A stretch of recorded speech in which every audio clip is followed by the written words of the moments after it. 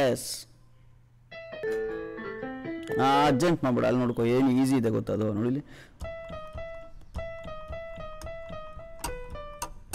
ಇಲ್ಲಿ ಬಂದ ತಕ್ಷಣ ಎರಡು ಕೈ ಪ್ರೆಸ್ ಆಗಬೇಕು.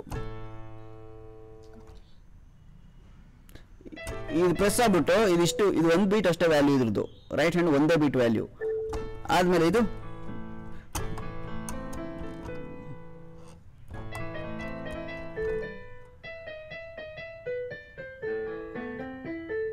ಎಸ್ ಅಷ್ಟಕ್ಕೆ ತನಕ ನಿಲ್ಲಿಸ್ಕೊ. ಅದಾದ್ಮೇಲೆ ನೆಕ್ಸ್ಟ್ ಏನಿದೆ, ಒಂದು ರೆಸ್ಟ್ ಇದೆ. ಎಷ್ಟು? 16th rest. 16th ರೆಸ್ಟ್ ಆದ್ಮೇಲೆ ಏನು ಬರುತ್ತೆ?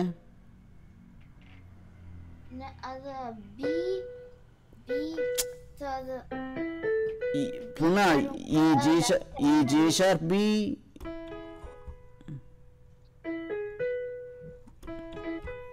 ಓಕೆ. Banana, got it? ಏನಾಗ್ತಿದೆ? ಸಿಲೆಬಲ್ ವ್ಯಾಲ್ಯೂ ಚೇಂಜ್ ಆಯಿತು.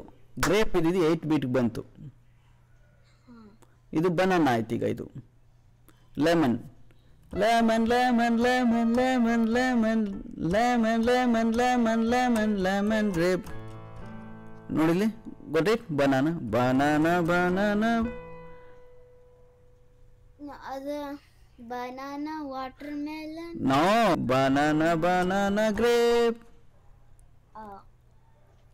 ಏನಕ್ಕೆ ಅಂದರೆ ಇಲ್ಲಿ ಸಿಂಪಲ್, ಏನಕ್ಕೆ ಅದು 8 ನೋಟ್ ಗ್ರೇಪ್ ಆಗ್ತಿದೆ ಅಂದರೆ ಗ್ರೇಪ್ ಇಸ್ 1 syllable ವ್ಯಾಲ್ಯೂ. ಇಲ್ಲಿ 1 syllable ವ್ಯಾಲ್ಯೂ ಏನು?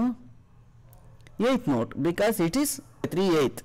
3/4 ಆಗಿದ್ರೆ 1/4 ನೋಟ್ ನಿನಗೆ ಗ್ರೇಪ್ ಆಗ್ತಿತ್ತು. ಇದು 3/8. So 8 becomes your beat value, tempo. So tempo note is 8th note here. It starts with 8th note. It doesn't start with the 4th note, sorry, quarter note. ಅರ್ಥ ಆಯ್ತಾ? So that is the simple funda here. ಅದು ತುಂಬ ಕ್ಲೀನಾಗಿ observe ಮಾಡಬೇಕು ನಮ್ಮ ಯಾವ time ಸಿಗ್ನೇಚರಲ್ಲಿ ಇದ್ದೀವಿ ಅಂತ. ಟೈಮ್ ಸಿಗ್ನೇಚರ್ ಇದು ಡಿಫ್ರೆನ್ಸ್ ಇಲ್ಲೇ ಗೊತ್ತಾಗ್ತಿರೋದು ನಿಮಗೆ. ಇಷ್ಟು ದಿನ ಎಲ್ಲ ಬರೀ 4 3 4 4 4 ನುಡಿಸ್ತಾ ಇದ್ವಿ. ಸೊ ಅವಾಗ ಅಷ್ಟು ಡಿಫ್ರೆನ್ಸ್ ಗೊತ್ತಾಗ್ತಿರ್ಲಿಲ್ಲ ನಿನಗೆ. ಸೊ ಇಲ್ಲಿ 3/8 ಬಂದಾಗ ಈಗ ಏನಿಲ್ಲ ನಿನಗೆ, ಅದು ಈ ಗ್ರೇಪ್ ಲೆಮನ್ ಎಕ್ಸೈಸ್ ಏನಿದೆ ಅದೊಂದು ಕರೆಕ್ಟಾಗಿ ನೀನು ಮಾಡಿಕೊಂಡ್ರೆ, ನೀನು ಅದನ್ನೆಲ್ಲ ಅಡಾಪ್ಟ್ ಮಾಡ್ಕೊಂಡು ಹೋದರೆ ಈಗ ಒಂದು beat value grape, lemon lemon lemon lemon lemon lemon grape, Lemon, lemon, lemon, lemon, grape, banana, banana, grape.